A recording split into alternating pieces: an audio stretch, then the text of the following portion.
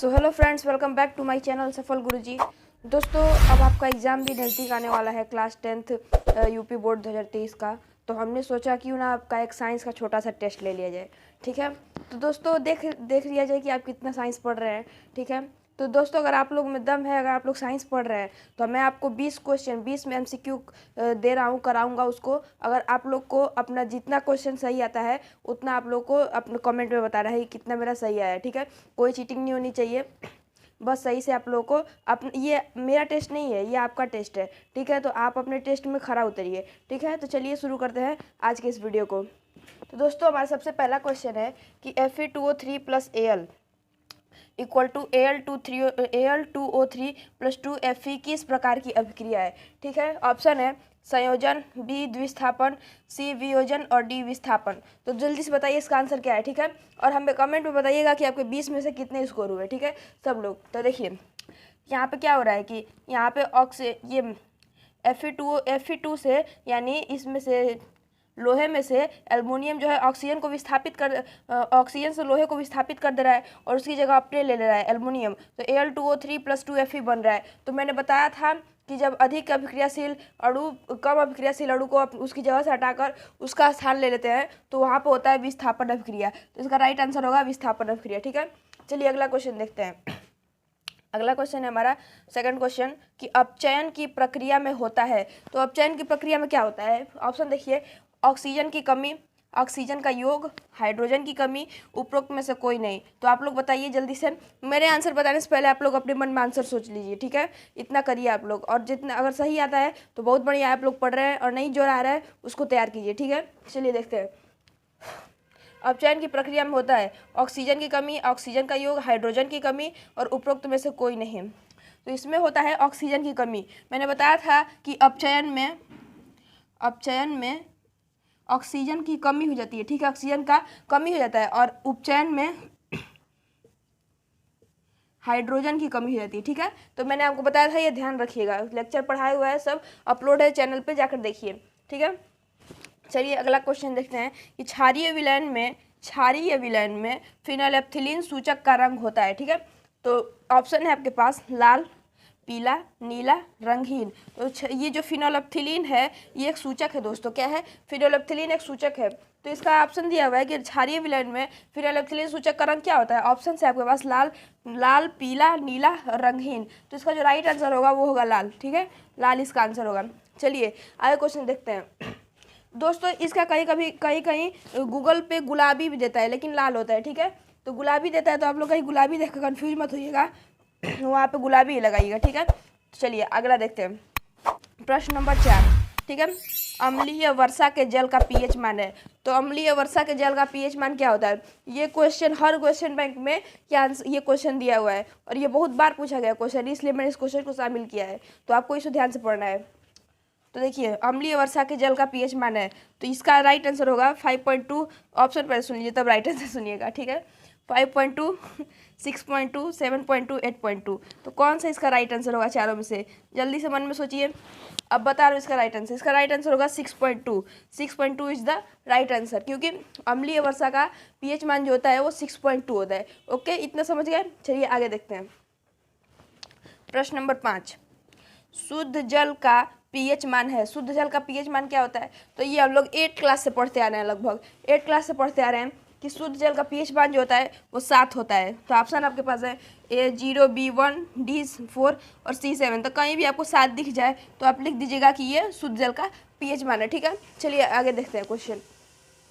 तो दोस्तों अब हमारा क्वेश्चन है कि क्षारक के साथ हल्दी का रंग होता है। ठीक है, हल्दी है, ये ऊपर चला गया थोड़ा सा, हल्दी का रंग होता है। ठीक है, क्षारक के साथ हल्दी क्या रंग बनाती है, क्षारक के साथ उसका अभिक्रिया कराने पर हल्दी का क्या रंग होता है। तो ऑप्शन है आपके पास पीला, बी भूरा लाल, सी नारंगी और डी अपरिवर्तित रहता है, मतलब नहीं बदलता है।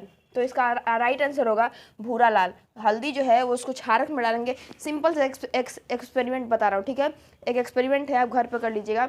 आपके घर में वो होता है वॉशिंग पाउडर यानी सर्फ, जिससे कपड़ा धोते हैं, सर्फ बोलते हैं उसे। तो उसका घोल बनाइएगा पानी में डालकर और उसमें हल्दी को डालिएगा, देखिएगा वो भूरा लाल रंग प्रदर्शित करेगा। तो सर्फ आपका क्या है, एक क्षारक है, ठीक है। तो चलिए आगे देखते हैं क्वेश्चन। तो एक्सपेरिमेंट जरूर कीजिएगा, हमें बताइएगा कमेंट में किसने किया। तो आगे देखते हैं। एंटीमनी है, प्रश्न 8वां है, एंटीमनी क्या है? धातु, अधातु, उपधातु, मिश्र धातु, ठीक है। तो क्या है, एंटीमनी जो है वो उपधातु है। कहीं भी आपको दिखेगा तो किसी पे नहीं जाना है, धातु, धातु, मिश्र धातु, किसी पे नहीं जाना है, आपको सीधे उपधातु पे आंख बंद करके टिक लगा देना है एंटीमनी का, ठीक है। चलिए आगे देखते हैं। प्रश्न नंबर 9, निम्न में से कौन सी धातु अम्ल से हाइड्रोजन विस्थापित नहीं करती है? निम्न में से कौन सी धातु अम्ल के साथ अभिक्रिया कराने पर हाइड्रोजन विस्थापित नहीं करती है? ऑप्शन है आपके पास, Fe लोहा भी करता है, जिंक भी करता है, डी Mg भी करता है, Cu हमारा नहीं करता है। Cu हमारा हाइड्रोजन के साथ अम्ल के साथ हाइड्रोजन विस्थापित नहीं करता है, ठीक है। चलिए आगे देखते हैं। प्रश्न 10वां है, परावर्तनी भट्ठी का उपयोग होता है। परावर्तनी की भट्ठी का उपयोग किस काम में किया जाता है, ठीक है। तो इसका धातु अधातु अभी लेक्चर खत्म नहीं हुआ है, तो इसमें आगे पढ़ेंगे हम लोग। तो ए प्रगलन में, बी निस्तापन में, सी बेसेमरीकरण में और डी अतिशीतलन में, ठीक है। तो इसका जो राइट आंसर होगा वो होगा निस्तापन में। परावर्तनी भट्ठी का उपयोग निस्तापन में किया जाता है, ठीक है। तो ये हो गया आपका केमिस्ट्री का क्वेश्चन। अब देखते हैं, चलिए फिजिक्स के 10 क्वेश्चन। चलिए आगे बढ़ते हैं दोस्तों। अब देखते हैं हम फिजिक्स के क्वेश्चन, ठीक है। तो हमारा क्वेश्चन है कि एक उत्तल दर्पण की फोकस दूरी 20 सेंटीमीटर है, ठीक। एक उत्तल दर्पण है, उसकी फोकस दूरी कितनी है, 20 सेंटीमीटर। वक्रता त्रिज्या होगी, उसकी वक्रता त्रिज्या ज्ञात करनी है। ऑप्शन क्या दिया हुआ है, 20 सेंटीमीटर, 10 सेंटीमीटर, 40 सेंटीमीटर, 30 सेंटीमीटर, ठीक है। सेंटीमीटर लगा लीजिएगा आप लोग, ठीक है। तो इसका मैंने आप लोगों को सूत्र बताया था, या हमें दिया क्या हुआ है, फोकस दूरी दिया है, फोकस दूरी 20 सेंटीमीटर दी है, ठीक है। और क्या पूछ कर रहा है, वक्रता त्रिज्या r बराबर पूछ रहा है। तो मैंने बताया था आप लोगों को, सूत्र बताया था कि r इक्वल टू 2f, यानी जो वक्रता त्रिज्या होती है फोकस की दुगुनी होती है। कितनी होती है, दुगुनी। चलिए देखते हैं। तो r बराबर 2f, तो 2 इंटू फोकस क्या दिया हुआ है, 20 सेंटीमीटर, तो 20 दूनी 40 सेंटीमीटर फोकस दूरी आ जाएगी आंसर, ठीक है। फोकस दूरी 40 सेंटीमीटर। कौन सा ऑप्शन राइट है भैया, हमारा सी वाला राइट है, ठीक है। चलिए आगे देखते हैं, समझ आ गया। आगे देखते हैं 12 नंबर, प्रकाश का वेग निम्न में से किस माध्यम में सबसे अधिक होगा, ठीक है। प्रकाश का वेग निम्न में से किस माध्यम में सबसे अधिक होगा? ऑप्शन है वायु, बी जल, कांच, निर्वात। तो ऑप्शन निर्वात होगा। निर्वात में सबसे ज्यादा होता है, निर्वात में होता है इसका चाल प्रकाश का 3 इंटू 10⁸ मीटर पर सेकेंड, ठीक है। निर्वात में 3 इंटू 10⁸ मीटर पर सेकेंड होता है, ठीक है। तो प्रकाश का सबसे तेज चाल होता है निर्वात में, ठीक है। चलिए अगला क्वेश्चन देखते हैं। प्रश्न नंबर 13, मानव द्वारा किसी वस्तु का प्रतिबिंब बनता है। मतलब मानव की आंख द्वारा उसकी, मतलब कोई वस्तु देख रहे हैं, मान लीजिए आप मुझे देख रहे हैं, मैं अपने सामने एक कैमरे को देख रहा हूँ, तो ये मुझे कैसे दिखाई दे रही है, इसका प्रतिबिंब मेरे आंख में कहीं ना कहीं तो बनता होगा ना। तो कहाँ बनता है वही पूछ रहा है, ठीक है। तो ऑप्शन दिया हुआ है कार्निया पर, बी आइरिस पर, सी पुतली पर, या डी रेटिना पर। तो देखिए दोस्तों, आपने अगर मानव नेत्र तथा रंग बिरंगा संसार फिजिक्स का 2nd चैप्टर पढ़ा होगा, आपने पढ़ तो लिया ही होगा अब तक, क्योंकि सिलेबस बहुत आगे जा चुका होगा स्कूल में। तो आप लोगों को बताया गया होगा कि रेटिना पर बनता है प्रतिबिंब। कहाँ बनता है, रेटिना पर, ठीक है। चलिए अगला क्वेश्चन देखते हैं। प्रश्न 14, स्वस्थ आंख के लिए दूर बिंदु होता है। मतलब हम कितनी दूरी देख सकते हैं, हमारी आंखें स्वस्थ है तो हम कितनी दूरी तक देख सकते हैं, ठीक है। तो ऑप्शन है हमारे पास 25 सेंटीमीटर, बी 50 सेंटीमीटर, सी 100 सेंटीमीटर, या डी अनंत पर, ठीक है। तो आपका राइट आंसर हो जाएगा अनंत पर, ठीक है, क्योंकि हम अपनी आंखों से कहीं भी देख सकते हैं, ठीक है। अनंत पर देख सकते हैं, ठीक। अगर स्वस्थ आंखें है तो हम अनंत पर देख सकते हैं। और इसी तरह एक और क्वेश्चन पूछता है कि स्वस्थ आंख के लिए न्यूनतम बिंदु होता है, न्यूनतम स्पष्ट दिखाई देने वाला बिंदु होता है, तो वो होगा आपका 25 सेंटीमीटर, ठीक है। 25 सेंटीमीटर।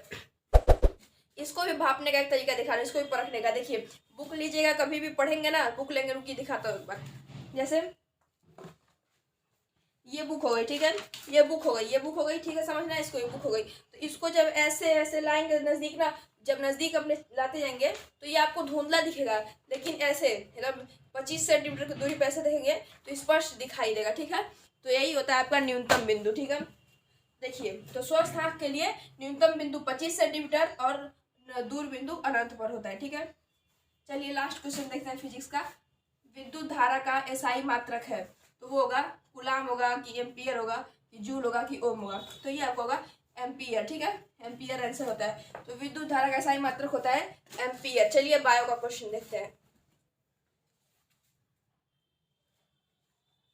तो दोस्तों चलिए अब बायो के देख लेते हैं इंपॉर्टेंट क्वेश्चंस। ठीक है दोस्तों, तो दोस्तों ये क्वेश्चन मतलब ऐसे ही नहीं ले, ये क्वेश्चन जैसे कि हर वर्षों में विगत वर्षों में पूछे गए प्रश्न है। ठीक है, तो इसे आप लोग हल्के मत लीजिएगा, बहुत ही महत्वपूर्ण प्रश्न है। ठीक है, बहुत बहुत कई क्वेश्चन बैंक को पढ़ने के बाद मैंने इन क्वेश्चनों को छांटा है। ठीक है, चलिए देखते हैं।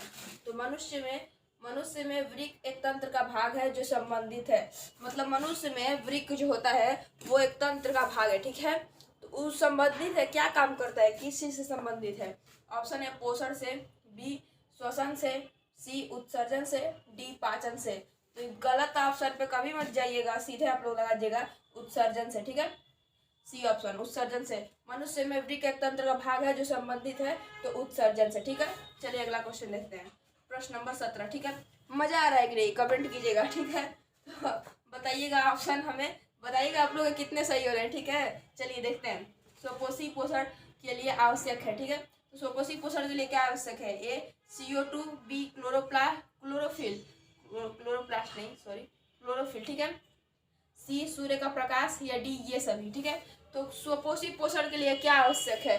तो हमें कार्बन डाइऑक्साइड भी चाहिए, क्लोरोफिल भी चाहिए, सूर्य का प्रकाश भी चाहिए, तभी बनता है ग्लूकोज। ठीक है, तो ग्लूकोज बनेगा तो वही लोग का भोजन होता है, तो हमें ये सभी चाहिए। ठीक है, चलिए आगे देखते हैं। उत्सर्जन ऊर्जा गृह कहलाता है। ऊर्जा गृह किसे कहते हैं? ठीक है, मतलब मनुष्य का ऊर्जा गृह प्रचलित रूप से किसे कहते हैं? ठीक है, तो इसका ऑप्शन है माइटोकॉन्ड्रिया, बी क्लोरोप्लास्ट, सी राइबोसोम, या डी लाइसोसोम्स। ठीक है, तो इसका राइट आंसर होगा माइटोकॉन्ड्रिया। ठीक है, माइटोकॉन्ड्रिया। ठीक है, चलिए अगला क्वेश्चन देखते हैं, प्रश्न नंबर 19। पराग कोष में होते हैं, पराग कोष में क्या होते हैं? ठीक है, पढ़िएगा अच्छे से, पता चल जाएगा। ए ऑप्शन ए है बायदल, बी अंडाशय, सी परागकण, डी अंडक। इसका राइट आंसर हो जाएगा परागकण। ठीक है, परागकण होते हैं, पराग कोष में क्या होते हैं? परागकण होते हैं। ठीक है, चलिए आगे देखते हैं, प्रश्न नंबर 20। निषेचन के बाद पुष्प का कौन सा भाग फल में बदल जाता है? ठीक है, निषेचन के बाद पुष्प का कौन सा भाग फल में बदल जाता है? ठीक है, चलिए तो इसका ऑप्शन देखते हैं, पुंकेसर, या फिर बी वर्तिका, या फिर सी अंडाशय, या डी बीजांड। ठीक है, तो इसका राइट आंसर होगा अंडाशय, क्योंकि निषेचन के पश्चात अंडाशय जो होता है वो फल में बदल जाता है। ठीक है, तो दोस्तों 20 क्वेश्चन ये आपके हो गए कंप्लीट। मिलेंगे नेक्स्ट वीडियो में, और हमें कमेंट कीजिए कि आपके कितने आंसर हैं। ठीक है, चलिए तो मिलते हैं नेक्स्ट वीडियो में, तब तक के लिए धन्यवाद। जय हिंद, जय भारत।